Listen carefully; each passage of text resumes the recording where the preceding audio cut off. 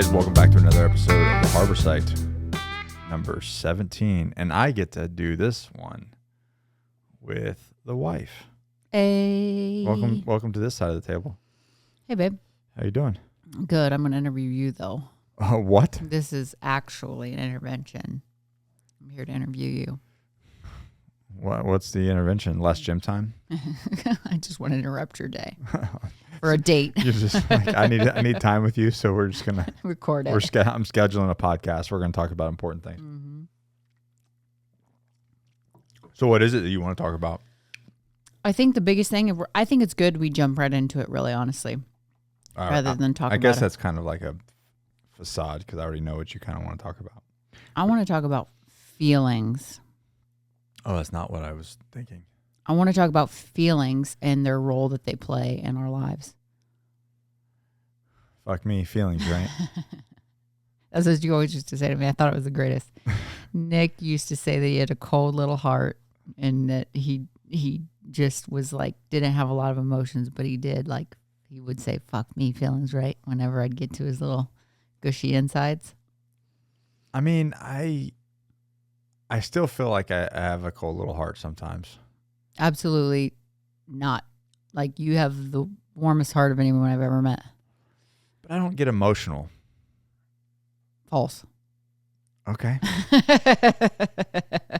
Your emotions aren't out of hand, and you don't make decisions based off your emotions. Yeah, maybe that's what it is. And then, like, death doesn't bother me. I don't get emotional about death. I think there's, like, people who probably are a little desensitized to it. People? Some people might be. What do you mean by people? Some of you people might be. That's horrible.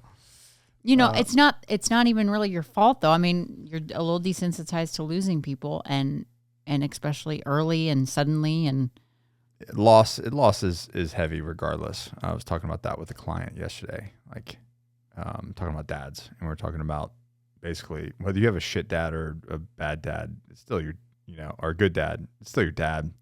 And when they pass, it's still heavy regardless. Yeah. You know what I mean? It's like, if you do have a shit dad, it's like losing like an ex or whatever. Yeah. They actually die. It's still fucking like, oh shit, that was a huge part of my life. Yeah. And, but I mean, I was like, I guess I don't get emotional when somebody's like 90, like my grandmother. No, I mean, passed. She had lived a great life. I'm not going to say, I wouldn't say to people that you don't get emotional about people dying. I just think that you are a little desensitized to it, so you don't let it impede progress of your life. Not shutting down. Yeah. I mean, some people like legitimately stop. Yeah. And don't ever recover. I had like an ex-mother-in-law who legitimately never functioned fully after her husband died. Like, just stopped functioning. Became almost a vegetable. But I mean, one of the things that I tell people about that is, especially, when you lose somebody that's, say, in the military or a law enforcement officer or a buddy or car, anything before their time, before, old age. I like to think, what would that person want you to do?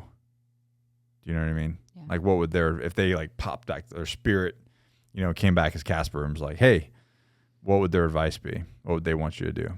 And I mean, I think the majority, no one's going to be like, I want you to be depressed and lay sad. On the couch and lay on the couch and do nothing. Like, if I died and you were doing that, I'd come back and haunt you and be like, what the hell are you like? I can't even. This is what I taught you: laziness and laying around all day. This is how you're going to remember me by. Obviously, initially there'd be some huge, like, just chunk of you is gone. You have to grieve, but moving to the next stage of life, you wouldn't grieve it a day. You'd be like, you move somebody else in, like, oh my God, you're a horrible person. I'd be a basket case. I know. I would have to haunt you and be like, but so I'm telling you right now. Get your shit together, Capra. Yeah, I would say that. Get your shit together, Capra. Like, go. You got kids. You have mouths to feed. I struggled, honestly, losing my grandmother. You know what I mean? Like, she died early. She was 67 when she passed away. Your ex-husband took you for a loop. My point is, people that, like, had lived life, she had a great life. Yeah. I got stuck for about 2 years. Seriously? I just was so devastated. Okay, and what would she have said? Right. She'd be like, what the fuck are you doing? She was a freaking boss. I don't deal with loss so well. Well, so noted. Yeah. This podcast on this date, if I die, you have to keep working hard.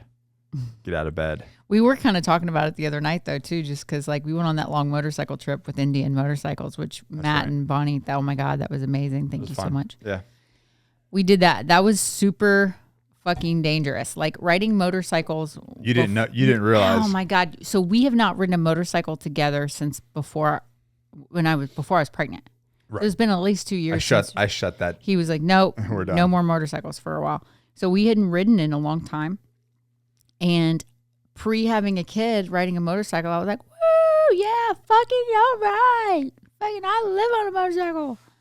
And then after getting pregnant and having a kid, all of a sudden I was like, holy fuck, this is dangerous. I could feel your anxiety behind me. I used to ride on the back of motorcycles like high, enjoying the shit out of life, like totally like living whatever, never even thought about it, never even batted an eyelash. And then now that I am a mom, I was just like, this is extremely dangerous and I have to come home to my kid. She told me when we got back, you said, what'd you say? You were like, if you wanted to do that again, I would have to say no. Yeah, I don't think I could do it again just because of how dangerous riding cross country is. It's not that dangerous. I mean, it's dangerous, but it's not like it's not Mad Max. No, but like the way we were riding through storms and stuff was pretty dangerous. If it wasn't a production, we wouldn't have done that. Yeah, it was a lot, but if we didn't have a timeline, we would have.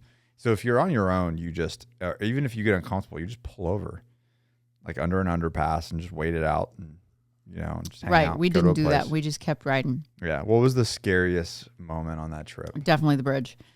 Really? When we were coming out of St. Augustine, and driving through that fucking bridge. That wasn't gnarly because I wasn't going. I was only going about 30. So even if we laid it down at 30, it would. It was when they were filming us going across it, and they had the top, and we were in 50-mile-an-hour wind gusts. Yeah, it was St. Petersburg Bridge. For those of you listening, that bridge sways already. It's built to sway, and then they had a tornado follow watch. There was a tornado watch. It was rainstorm, and there was 50-mile-an-hour gusts. Yeah, blowing us across the bridge. Yeah. And there's a vehicle filming us with somebody hanging out of the back with the trunk hitch open, and then someone filming out of the side. And we're like just shifting around the bikes, like we'll take lead, then we'll scoot back, let someone else take lead, just so they can get different shots of us each riding together. And then Matt, as I passed him, he gave me that look, which we should show up. We should throw up on the video. That photo? The photo. And like that look said everything about that situation. I feel like I'm going to die. Yeah, that wasn't really scary to me. I mean, it was kind of gnarly, but I wasn't, like I said, even if we had something happen and we laid it down or going over that bridge, it would have been controlled and it wouldn't have been that bad. Yeah. The most scariest part for me was that asshole. We were doing 85. And he just came right over. He just he had no reason to, and Billy said it best. He's like, you're minorly inconvenienced. What you did could have killed us. We would have been dead, and you would have been like, fuck off. Yeah. So anyways, it just made me think a lot about, okay, we're going on this long bike trip. Yeah. It's a little bit dangerous. I have a kid at home that's a year and a half. He's really excited about us. It just made me think a lot about, okay, what am I going to do if something did happen? Where is he going to go? Right. Which we've assigned people to be his caregivers if we die. But still, just like the whole thing, I'm like, I want him to know all these things, all this stuff. And so it got me thinking, and I was thinking about how, becoming a parent teaches you so much about not only yourself, but about life, and just like what it takes to build a life you want and how much work it is. Like that was apparent. I always have known how hard life is and been like, fuck, I don't know if it's worth it or not to put in as much energy as it takes to get where you want to go. You have a lot more to lose. When you have a kid, you have all this to lose. Yeah. And it's worth every second. Yeah. Because they're there and they're in it. And so it's like, even when I raised kids before, I didn't fully grasp how much, how important, how much and how important. Like, it's different it when would you be worth it. when you squeeze them out yourself. I mean, I still love those kids Of the course. same, but There's a difference. there's just a difference in the sake of like, I'm what he's got. I'm That's all it. he's got. That's it. I'm responsible for that. Yeah. So, anyways, that being said, it just makes you kind of go, okay, so what things in life do matter? What do I really want out of life? Mm-hmm. And how much do my feelings matter? Unfortunately, what people think, not as much as they think. Because if you sat down and you separated those three things and you said, okay, what do I want out of life before I die? Mm-hmm. What is it going to take to get that out of life, before I die? And then 2, how do I feel? Well, those 2 things, what you want out of life before you die and how you're going to do them, might change. That stuff might change some. Mm-hmm. But like, your feelings are going to change every fucking second. Like, your feelings are going to change from week to week. With a fluctuation of your hormones, your feelings are going to change. Mm-hmm. Cold breeze, your feelings are going to change. Fucking raining and gloomy outside. If there's a cold breeze, my feelings are definitely changing. But you know what I'm saying? Like, your feelings are completely conditional. Yeah. And people based so much of their life, their decisions, big long-term choices, everything surrounding how they feel when it literally could be like, so all somebody has to do to fuck your life up is like shut you in a room and turn the lights off and not let you listen to music. Like, you'd be fucking like, this fucking sucks. Right? Not me. I mean, I'd be like, sweet. If they're like, this is prison, Nick, you can't leave. You know what I mean? Like, it would suck, right? Yeah. So like, your feelings are going to change if it's a gloomy day outside. Mm-hmm. You will feel naturally like a little down. Mm-hmm. If it's a beautiful day, do you feel down? Mm-hmm. You could have a lot of shitty things going on and go outside and be like, God, I actually feel better. Yeah, right? Nice day. Well, there's an actual like scientific reason for that. Right? Yeah. Just lay that out. I mean, it's vitamin D and, getting dopamine responses. And I mean, there's a reason why, like in Greenland is like I'm sure the fact checkers will correct me on this, but one of the number 1 suicide countries in the world, per capita anyway. They have a lot of suicides. In Greenland. Because it's dark all the time. All the time. And look at Seattle. It's just gloomy all the time. Like, depression rates in Washington are so much higher than everywhere else. I mean, I can honestly say that about myself. I didn't even understand really what seasonal depression was, especially growing up. My parents didn't really believe in that kind of stuff. But everybody in South Florida is like right. happy. I didn't really fully grasp it. I just thought like, God, when it's winter, it just sucks here. Mm-hmm. And all I wanted to do is go out to eat and drink alcohol. That's what you do. And that's what everybody does in Kansas City. And why is that? Because it's cold, it's dark, it's dreary for like 6 months. Yeah. So people are just trying to find pleasure in whatever ways they can. And there's not like that culture of outdoor activities, living and like going on hikes, having fresh air. Like, there's not the same stuff like maybe in the Pacific Northwest and stuff where it's colder and gloomier. They have like these beautiful things to hike still. Missouri is like, Kansas City, Missouri is like pretty city. There's like maybe some filthy lakes you can get into. If you want to drive 4 hours, you can hit the Ozarks. It's kind of cool. But you got the Chiefs. We do have the Chiefs, but it's like there's not a lot to do outdoors in the cold months. You just really can't. There's no mountains to ski. There's nothing to snowboard. So you eat. Everybody just eats, and eat that barbecue. The top 5 most overweight cities in the country. That's why you're not allowed to go back. Because you can't get fat. I'll break your jaw. No. So, anyways, feelings. So that wasn't conducive to me getting like all the things I wanted out of life. Mm-hmm. I started to kind of realize it as I went through my divorces, and like every winter would roll around and I would just be like stuck. I remember drinking lots of alcohol and just miserable. And it really took me getting to a warmer climate and being outside a lot more. And then I realized I wasn't just a depressed person. Like, I was dealing with seasonal stuff. Well, and there's also a lot of life stuff. But I remember the time it was like I remember when it was like, hey, it's time for you to leave. Yeah.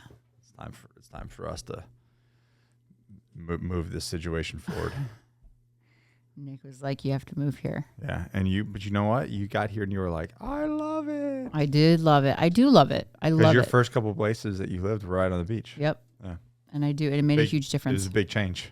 Okay. So that's my point. How the weather, the climate, the lighting and the sky, all the things that affect your senses affect your emotions and your feelings, right? So your feelings of like tepid, cold, hot, whatever, constantly changed.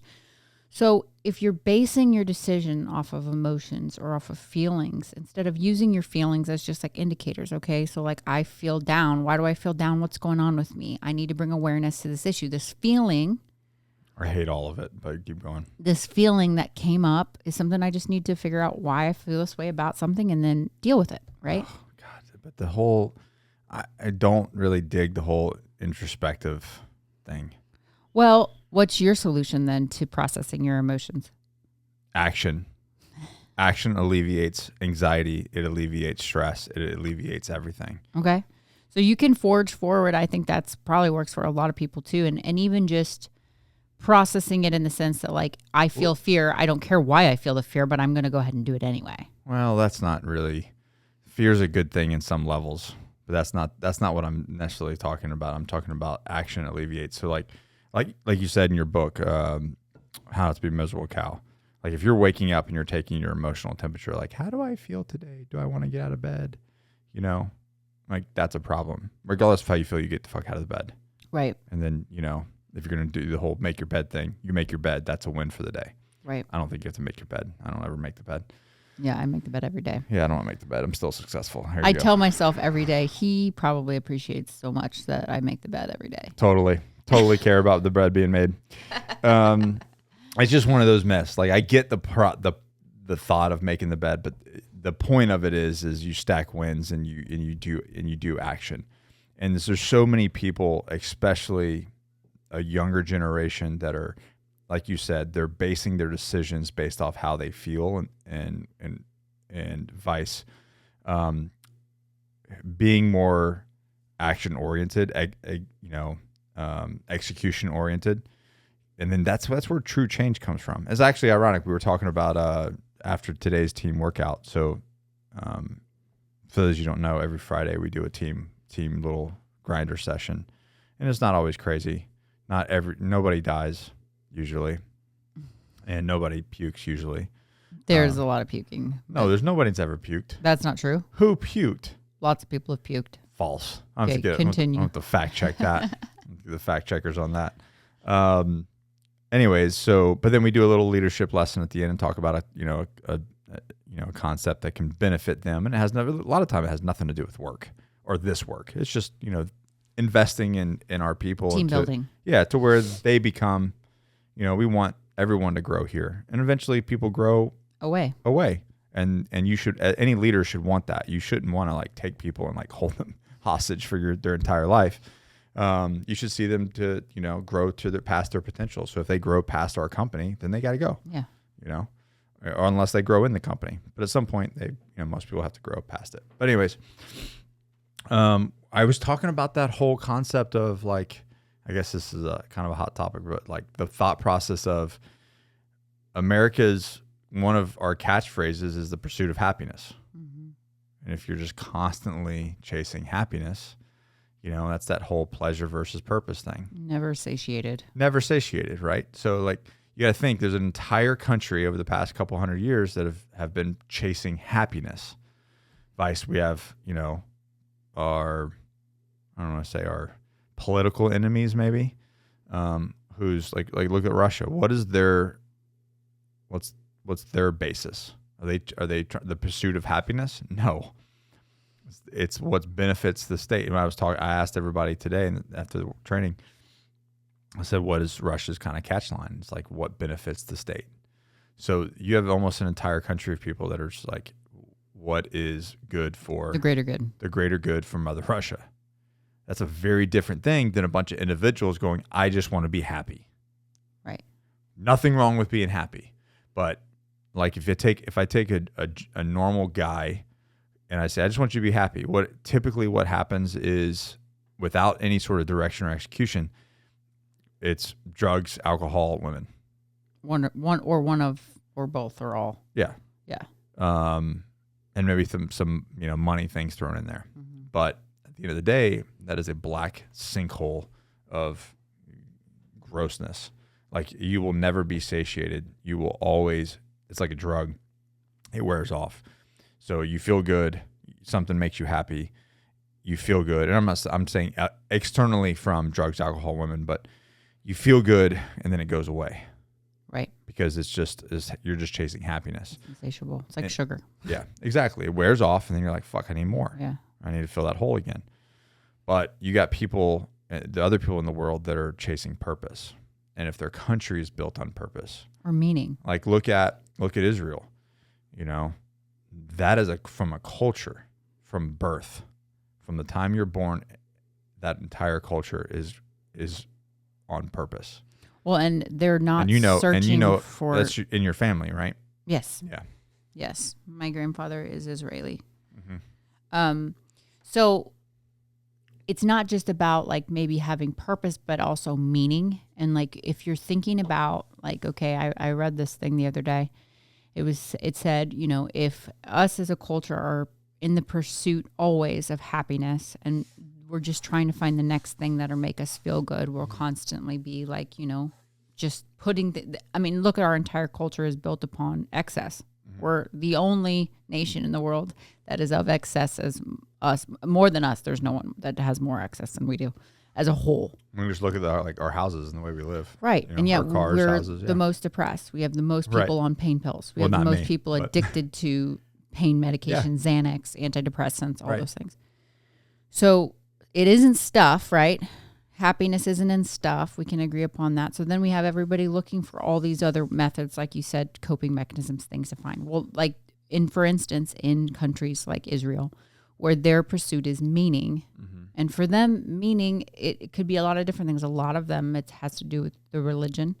But I would say that is probably more of like between, the like people who are extremely religious and the people who are like straight up, they call themselves like heathen Jews or whatever. They're not religious, doesn't matter. In culture. They're still culture. They're still grounded in that. It's about their community. It's about them as a whole people. It's about furthering It's their... not about themselves. Right. And it's about meaning, finding meaning. So that's a good point. You feel depressed and you feel sad. Go help somebody else. Right. How are you serving others? Yeah. So take yourself out of it and then just go help somebody else out. Truly. Like, not for gain or anything. Just go help somebody in need. Give somebody the opportunity to succeed, and with whatever you have. Maybe it's like lending a hand physically. Yeah. Maybe it's donating something to someone directly. But just go help somebody out. It will completely change the way you feel in that moment. And if you're like, let's stop worrying about yourself. Right. If your life is devoted to meaning, finding meaning, and having a meaningful life, how much more are you willing to endure for that than you are for happiness? If you're just trying to endure something so that you feel the emotion of happiness, the work goes way up because it's worth it. Versus what are you willing to put in the work for something meaningful? Example, like you're going to have a child. You want a child. How much do you have to endure to like bring that child into existence? Some people more than others. Some people more than others, but even so, you're talking about 9 months of getting through the pregnancy and then actually childbirth in and of itself, and how much that's like the most excruciating pain you can endure. You're willing to do it and get through it. Why? Because it's the most meaningful thing that you can do is create life, right? Thank God for you women, because you're willing to do it more than once. It's a chemical thing, man. I don't know. I can't. You didn't have an easy birth, and then immediately was like, I think I can do this again. I was like, you're freaking nuts. Like literally when they pulled them out, I'm like, we have to have more. Immediately. It's a brain thing. I don't understand it either. I love it. But it's totally living a life based off of something and finding meaning in your life. So I would just say, like, encouraging people to stop thinking about how they can be happy all the time. I'll say it, your feelings don't matter. I mean, it's not that your feelings don't matter, but your don't feelings matter. ultimately are not. Are you going to let them be the deciding factor in the direction of your life? You're going to let feelings that can change when the wind blows give you the oomph to continue something? Not me. You know what I'm saying? Yeah. Like, what do you want? That's what really you have to sit down and go, what do you want? I think that's where a lot of the problems come into. They want to feel good. Everybody wants to feel good. I get it. But when you actually sit down and try to crack that open and be like, what do you actually want out of this life? You got a start date and you got an end date. I mean, I had to do this. In between. I completely had to do this with myself because you were like, I really want to have another kid. And as much as I was like, yes, I do too, I was like, I don't want to do it right now. I was like, no. And I was like, now. I'm like, no. I'm like, no, no, no. I said no, no, no for 2 years. I'm like, no. And it hasn't been 2 years. Well, since you started asking, you were asking me when I was pregnant. But you did say immediately afterwards, that you wanted to have another one. I know, but it was such a sacrifice. It's such a sacrifice on your body. And if you're somebody it's a year and a half really a year to get you back. Year and a half to get me back, but then 9 months of the time when you're huge and pregnant. So it is a huge sacrifice. And also just because I love jujitsu and I love training jujitsu and I love being there 4 nights a week with my friends and I enjoy the shit out of it. And when I don't get to, I feel angry. You were really kind of feisty towards the end of the trip. Uh-huh. And I was like, what? And you're on birth control, obviously, which is not normal. We don't take birth control as a normal thing. That's just something they're doing for me for a few weeks for IVF process. Yeah. So, I thought I was just choking. I was like chalking it up to out of whack hormones. I'm like, you're being a little extra, babe. And then we got back and we went and to do jiu-jitsu for 2 hours. For 2 hours, we did our Sunday open mat, which is an hour of gi, an hour of no gi. And you came back and you were like, I was like, oh my God, I realized what was wrong. I needed to fight some people. We were on that motorcycle trip. I didn't do jiu-jitsu for like 10 days and I was so like hostile. You were. And it literally was like, I have gotten You were just hostile at the end. I've just gotten so accustomed to just like beating the shit out of my friends. Like we just like are rolling. That's what Mark was saying the other day. He's like, he likes jiu-jitsu and Muay Thai because like he gets what'd you say, the hate out or something? Get the anger. Get the anger out. I mean, you demons do, right? I mean, you do. No, it's 100%. We were talking about that. Like you go in, not to put this back on jiu-jitsu, but you're worried about your bills and your life and blah, blah, blah, all this other stuff and, nagging people at your life. And then you go get, pounded for an hour on the mats and you walk away and you're like, I'm not really worried about it. So much better. I feel so much better. Yeah. I mean, I walked out of there and I hurt my back on Sunday night, like bad. Like within a few hours was like, I'm not sure I can sit straight. Well, if he's listening, it was actually Papa Marv that hurt stop. your back. He didn't do it on purpose. It was more me trying to get out and acting like a crazy ass. He had me just like in half guard and he like locked my hands and I was like, I started getting ape shit and just trying to like full ham get out. Yeah. Spazzing white and belt. then I hurt my own back. So it wasn't Papa Marv's No, he fault. just was holding still and holding me in a position and I was like, That's what Papa Marv does. Yeah. Yeah. Anyways, point being, we're willing to endure so much to get the things we really, really want, right? Mm-hmm. Well, the people that really, really want them are driven. So I'm going to challenge people with this. Like, if you're stuck in a position and you say there's certain things you want and you haven't moved in 2 years, I'm putting that cap on it. If you haven't made a move 2 years and moved towards your goal in 2 years, I'm going to say this. I don't think you really want it. I would say 6 months, maybe 3 months. Some people are working on like, okay, I got to get to this place. Somebody has to move. I need to get money accrued from this house project or, whatever. They could be working towards like. I guess that's true. There's people that are slower than me. I'm like, if I get something, I'm like, I really want this. I stop. I'm like, everybody, this is what we're doing now. I mean, because I'll say this, I've been into fitness and bodybuilding and weight training since I was 16 years old. I started training consistently with a coach, lifted weights, did CrossFit through the CrossFit phase, all that stuff. And I've been doing it since I was 16. I'm 37. So we're talking 30 years. So young, babe. Is that right? That's such a young little wife. No, 20 years. 21 years I've been training with weights, right? You're just really bad at math. Yeah, I'm super bad at math. For 21 years, I've been doing that kind of thing. And I'm like, why haven't I ever looked the way I want to look? I've been working towards this goal for 21 years, and I still have never looked the way I want to look. Do you really want it?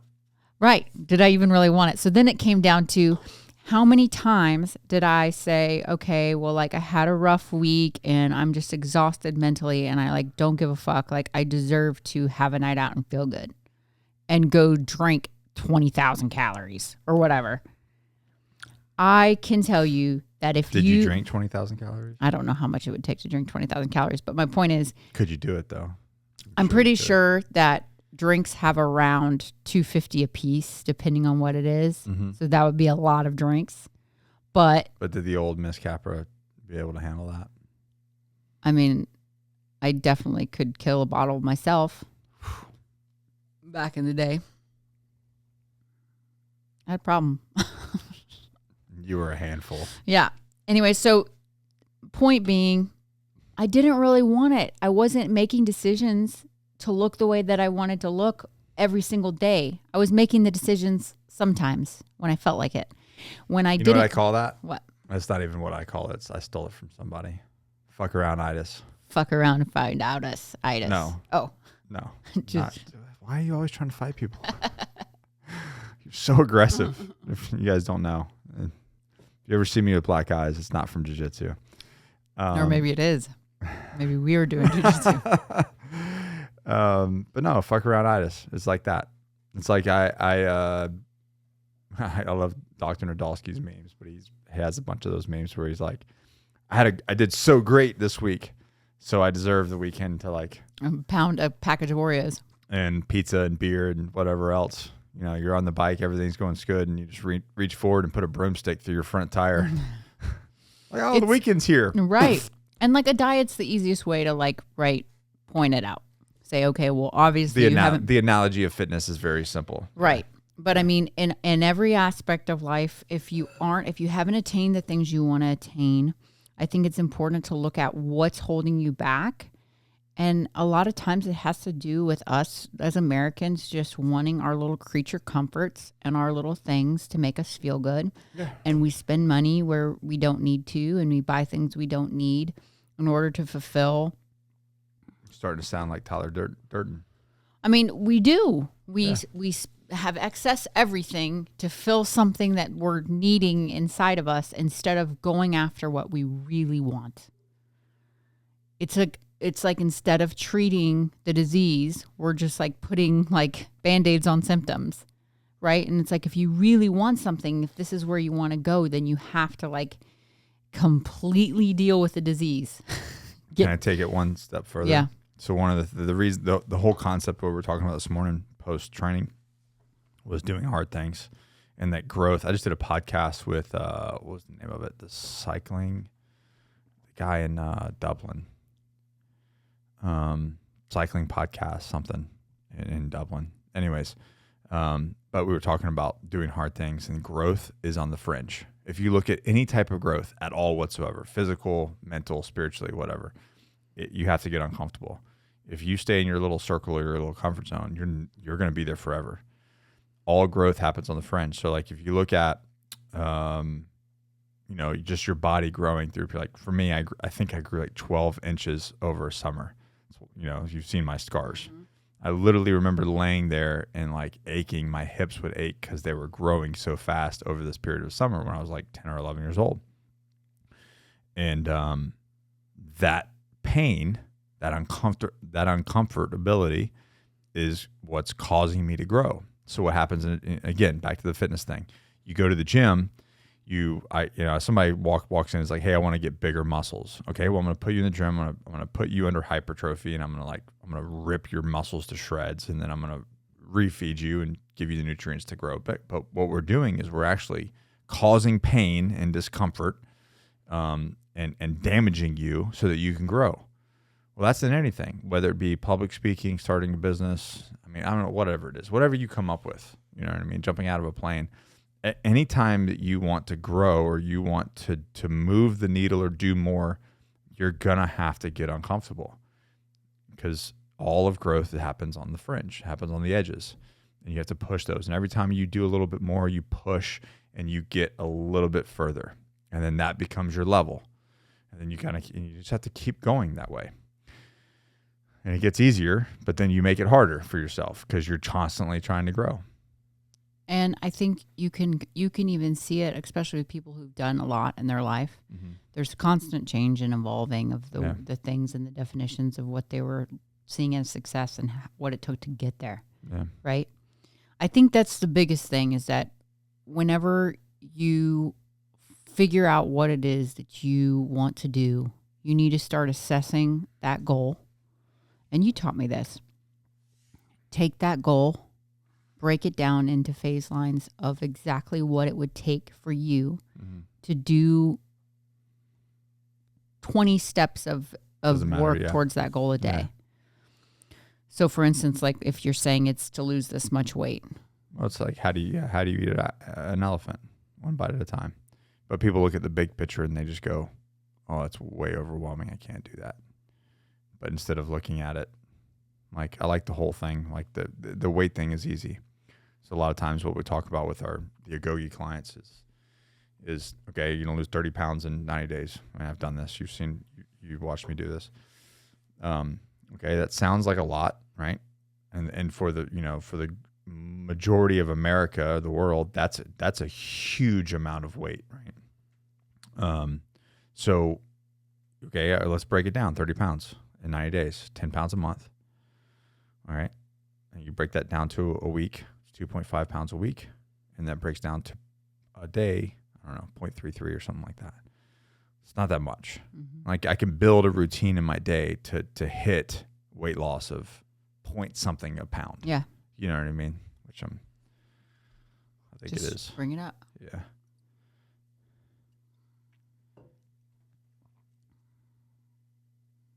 Yeah, 0.35. 0.35 a pound. Like, you can't build it out of routine to where like you lose 0.35 a pound a day. I mean, that's a really small deficit, really. Like, you're talking about like to lose that much. Each day you have to eat the specific amount of calories, protein, fats, carbs, and do this amount of activity. It's not even that much, really. It's not even that much. People don't realize how slow they it think can 30 go. They think 30 pounds is like, oh, it's crazy. But like, let's just break it down into smaller bites. If you want to start a business, break it down into smaller bites. Like, build your phase lines. I have a lot of people ask us that. Well, what about writing a book? Same thing. I said same thing. Like, I had to actually sit down and make a goal of the date that I wanted to be done, and then back plan. I had to go, okay, I really want my book to be finished by this date. You executed that plan exactly. Yeah. I did not. But even so, like, things come up, but it depends on like how bad do you want it. I went through and broke down as much as I possibly could into, okay, this week I'm going to work on my book this much. This week I'm going to work on my book this much, whatever it may be. But more than anything, I think the thing that it's so important to understand is like that whole idea that it's going to feel good along the way always. Mm-hmm. No, the point is that you enjoy the journey regardless, because like you've always said, like with the military and everything else, like looking back, it was such great memories. Doing it, actually executing it while you were in, it was fucking miserable sometimes. Yes, but there's pleasure in that misery. But this is what I'm saying. Like, you have to learn how to enjoy every part of the journey. If you don't enjoy I remember coming down, it's funny. So it's just has nothing to do with the military, but when we summited Mount Rainier, the skies cleared out. We went up at like, I don't remember. We'd have to watch the video, but it was early in the morning, right? I think we summited like 7 something in the morning. So the sun was just coming up. It was coming up right as we got to, I think we were like 300 feet from the peak. And so I watched the sunrise on a break. Actually, I have a rad photo from that. I don't know if you remember that photo of us sitting on the glacier. But then when we came down, like I was wrecked, and I guess I had these shitty boots. I don't really remember, but my toenails, if you remember, I lost both toenails. They were like full of blood. I thought my boots were full of blood. They felt like it was full of blood, but it was so beautiful, and I was in so much pain. I remember telling myself, utilize this pain to like sear this memory in, because I want to remember what this looks like. And it did. I clear as day remember coming down and looking through like the view and everything I could see. But man, I was in so much physical pain. But I just said, like remember this. Like sear this into your memory so that you can remember this view and you can remember what you just accomplished. It has meaning. Yeah. And I still remember that view, and it's like seared in, even though my feet were going to explode. And then I got down and then came down and lost all your toenails, and I drilled holes in my and drained my toes. Oh God, you and your feet. Oh, my feet. Man, I put my feet through hell. And that being said, like that's kind of like my point. There's a chapter of my book, and it's literally called Discontent. It's challenging Americans as a whole to stop taking their emotional temperature all the time, to stop waking up and asking themselves how they feel before they start the day. Well, it goes into, go ahead. Just because, like, it honestly, how you feel, it's irrelevant if you have a goal, right? It's so hard to, it's so, if you tell people that, like, how you feel is irrelevant, they're like so offended. And that's a feeling. So I'm sorry. You being offended is irrelevant also, but it's true. And I look at back at it as motivation. Like the motivation is the same thing. It's a feeling. It's like a drug. It's not going to get you any results. It's not going to get you shit in life. Think of how much harder of an individual you're going to be if you push past the pain. And that's what I was talking about this morning as well. It was like you live, like growth happens on the fringe. If you and I want a better relationship, we have to have hard, uncomfortable conversations. A lot, all the time. Not all the time. Oh, you think I did too many? Jesus. But you do, and you want your relationship better. It's not going to get better by just trying to feel good all the time. Like you're going to have some hard, uncomfortable conversations. With my business partners, sometimes I have uncomfortable conversations, but we know that, and I even say, hey, I need to have one of those uncomfortable conversations with you. But we know collectively that good. Okay. That means growth. I'm committed to this growing. Yeah. So that means that whatever this situation is, we're going to utilize this situation to grow past it. That's a big deal. Yeah. So it happens with everything. So yeah, your feelings, I just look at our whole, I don't know who's watched 1883, but 1883 is, the Yellowstone Prequel. Yeah. It is so freaking epic. We were getting to the point where it was like, I didn't know which one I wanted to watch. If we had both episodes available, I'm like, shit, I don't know if I want to watch Yellowstone or 1883. It's great production, but you're right. It's like beyond awesome. But it's just so cool because they did such a good job. Taylor Sheridan did such a good job, like with the research of the era and understanding like the number one cause of death at the time, besides like diseases. I think they said that like one of the diseases was like number 5. People thought it was the number one thing. Smallpox. Smallpox or whatever. People thought that was like the number one thing people were dying of. It wasn't. It was falling off of fucking wagons. Yep. And getting ran over. Getting stampled on by a horse. It was snakes. Yeah. Yeah. So those kinds of things, like the way that the pioneers moved across the Oregon Trail and immigrants came over with absolutely fucking like no idea what they were going to do, couldn't speak the language, had nothing like fucking but kahunas the size of like fucking ostrich eggs. Like we're talking, these people were hard. The women were hard. They lived in a fucking back of a trailer hitch, and you're upset because your Cascara cold brew is out of stock at Starbucks. Right. Give me a fucking break. Give me a fucking break, dude. Like they were like have one bath like a year, and somebody had to bring hot water from down below to like bring it up to like boil it and put it in your tub. Like And then people shared the same bath water. Like you would take a bath and then your kids would take a bath and then dad got the last bath with all the No, it was the other way around. Oh, the other way around. Dad got the first bath. Everybody else came after. Yeah. Just absolutely the hardest motherfuckers. I love Sam Elliott's character in there. Like he's such a hard ass, but he's such a sweet, like loving person inside. But they were some of the most hard. You had to be to survive. To build what we've built. Yeah. As a whole, a free country. Yeah. And that's what they just kept saying. Freedom, here it is. You got it. You asked for it. Hard times. It's hard as fuck. Everybody's going to take it from you. Hard men create good times. Good times create weak men. Weak men create hard times. It's a circle.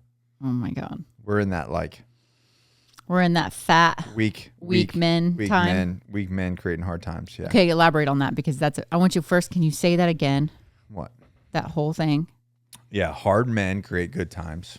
Hard men create good times. Good times create weak men. Good times create weak men. Weak men create hard times. And weak men create hard times. Yeah. And then hopefully there's still some hard men around to fix it. Eventually, well, what happens is then it becomes hard times, which creates hard men. I was down in working with Sid down in with Core Med, and we were talking to some of his mentors, and one of the guys.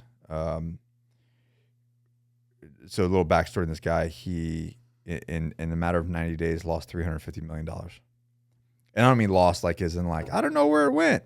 Like his business went under. Yeah. Like his assets. He lost $350 million in liquid and assets in 90 days. Like lost everything. And then rebuilt it back to $1 billion business from scratch, basically. Wow. And it was funny. Johnny was sitting there, and he was like, "What?" Like, I don't know if I can sit at this table. I don't know if I don't have the liquidity to sit at this table. We were laughing about it, and he goes, "Ain't nothing but a thing, man." He said, "Hard times fade, hard men don't." Yep. Period. So it's like, if you look at your life, everybody's going to go through hard times at some point in our life. At some point, you're going to have a hard thing that you have to go through. Something's going to happen. And the people that make it on the other side is hard men don't fade. Don't quit. You're like, I've had hard times. I'm still here. I'm going to have hard times again. Still be here. Yeah. No big deal. And that's one of those things about, like we were talking about the Israelis a little bit ago, the Jews. Yeah. The Jews. The Jews. And don't have to beat them. Just have to outlast everybody. Just have to outlast them. Yeah. So that's what I think probably like the biggest thing like I want to get across to young people today. What's young people? I won't even say young people necessarily. Maybe just people who are fucking soft. No. Oh. are struggling. People who are struggling, because I've been there. I've been emotionally struggling. So have I. It's people who get out of your own head. Well, not just that. Okay. But let's think about the ultimate here.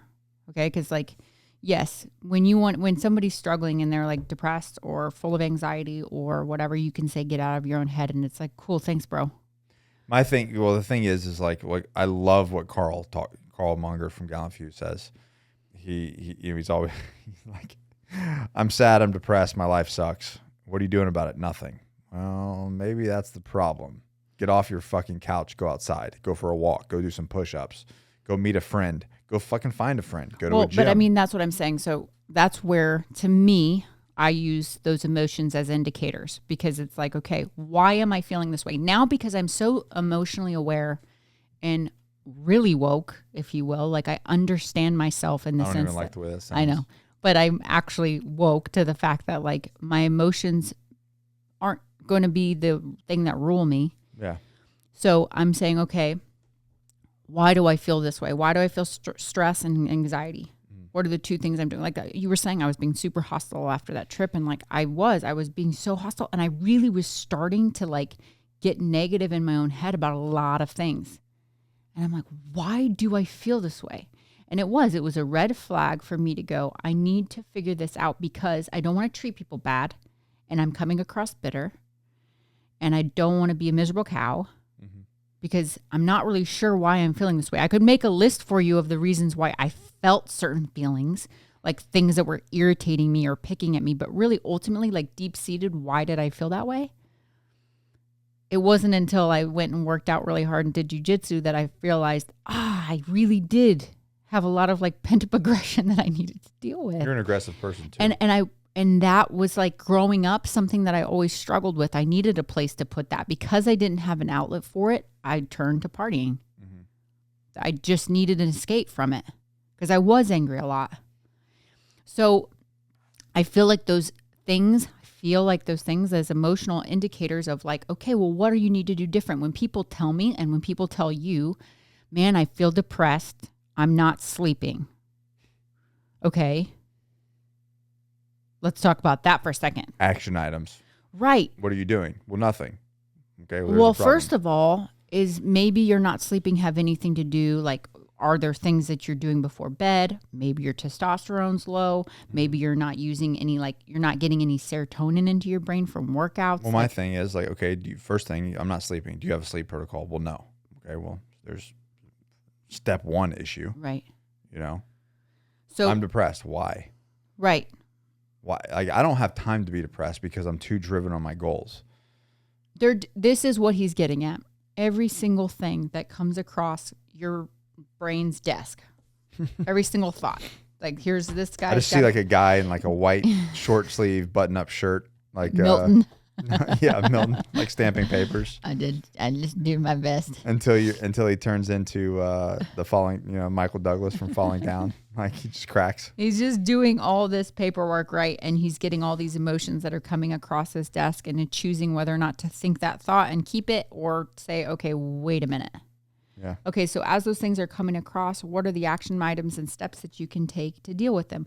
For instance, I'm feeling depressed. I have struggled a lot in my life with depression throughout my life, sometimes for reasons and sometimes for no reasons at all. It's been to the point of like, I can't take it anymore and I'm on drugs. And then it's been to the point where it's like, I'm like crying myself to sleep and I'm in like hysterical. I've had it, all those things, right? And then I've just had this like an overwhelming sense of like numbness to most everything and just been like shuffling through life. All of those times when I was dealing with any of those things, there were so many things I could have done to fix my feelings. Simply, like you said, getting my ass outside, getting some fresh air, getting some vitamin D. Execution. Can literally make you from feeling like you're gonna die to feeling like there's light at the end of the tunnel again. Starting to say, okay, I need to move forward with my life. What are my goals? What is it that I want to do? Simply that, starting to process what it is you want out of life. No. That's too metaphysical garbage. Process. No, get a fucking whiteboard and start writing shit down. Like that, like execute. Start writing shit down. What do I want to do? And it might not be what you want to do, but start, like, get it out of your head. What am I good at? Yeah, on paper. Don't process like I'm gonna sit here and journal or actually that's okay. Write shit down, but like don't sit here and ponder on garbage. Actually say, okay, what is it that I want out of life? Go put it on a fucking whiteboard, and then start executing, and then utilize that to create a plan. Like, that's action. But just like, I'm going to sit here and process how I feel. No, I wasn't meaning process that. Your emotions. I'm meaning process what you want to do. Like, what are your goals? Yeah, but process means you have to write shit down. Like, you have to. The process. The process is like, get a blackboard, a whiteboard, a notepad, and start freaking putting thoughts to paper and making moves. That's all I'm saying. We're talking about, like, as a whole, as our culture is turning into this softer and softer society. It's all being introspective and how I feel. To the point of, like, there's a whole generation of young people who are like, I don't think I want kids. Well, that's okay. But you can't tell me that is not being like a lot of propaganda that this country is banking on. Oh, of course.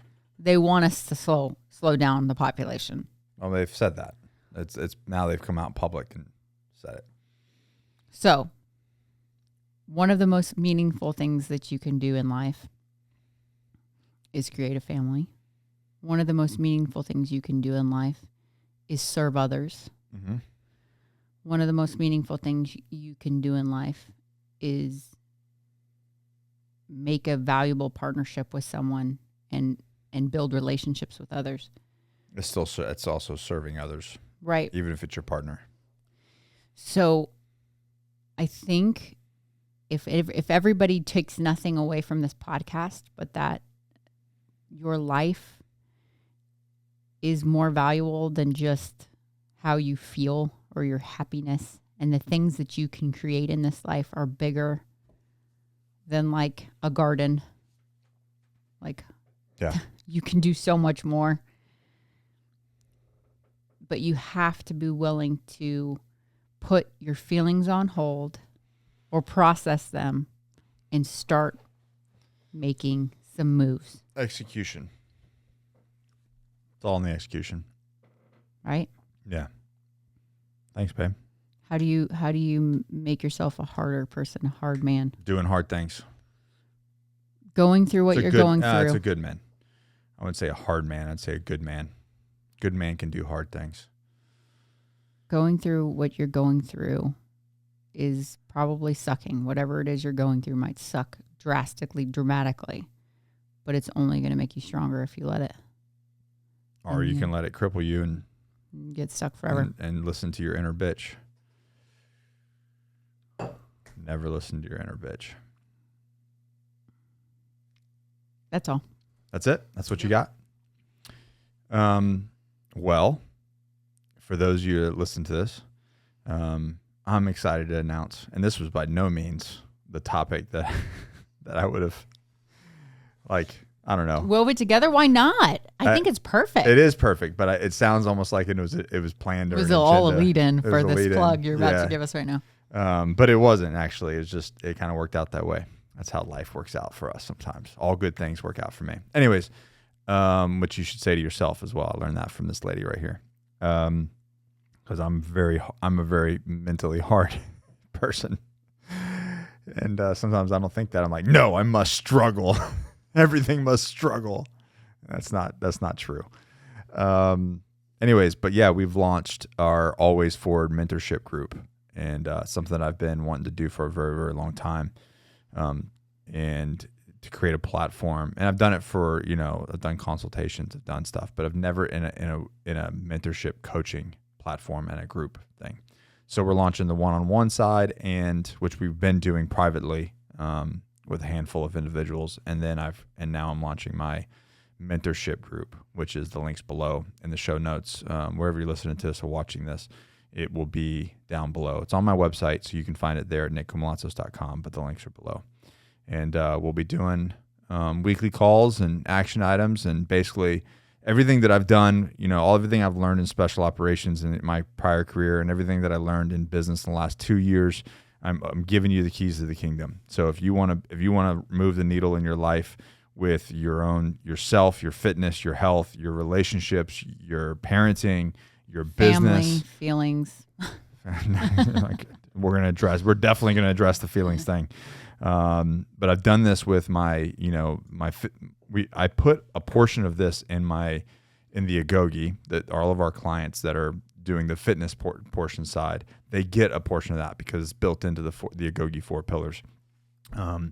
But for those that don't need that, right, a more affordable group coaching, where we're hitting all those pillars, we're hitting those things, and you're getting direct information from me, and we're creating that community of like-minded individuals that all want to move the needle in life. And I'm, for anything from business to personal, we're sharing it all. So check that out. I'm looking forward to opening that thing up and go from there. I can tell you from experience, because he's done all these things with me.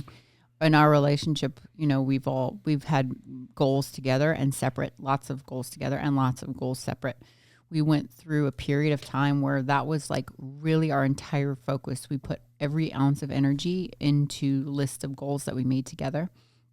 And I can honestly say the only reason that my book is written, the only reason that I've achieved fitness goals that I've wanted, the only reason that I've had a kid and come back the way that I did is because of this guy right here and his ability. Shucks. Feelings. Well, it's not just that. It's because you're constantly motivating, educating, inspiring people to be the best version of themselves, but in a practical way. And I think the thing that people a lot of times struggle with is like, okay, the metaphysical, like in the air. Introspective thing. You've got a much better approach.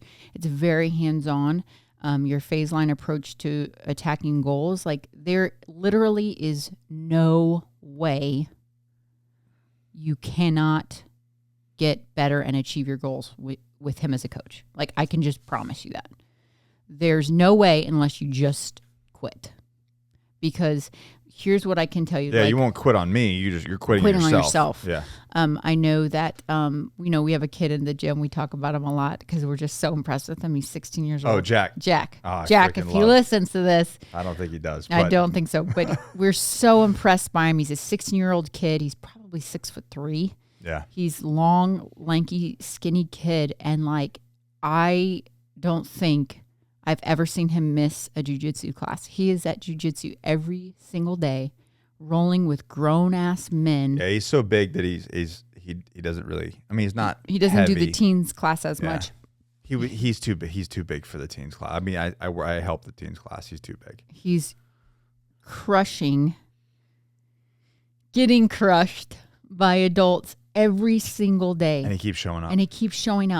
And it's this kid gets his ass kicked every single day. Just imagine who you were at 16 years old and imagine walking into a group of adults and just like having to talk to them all and like.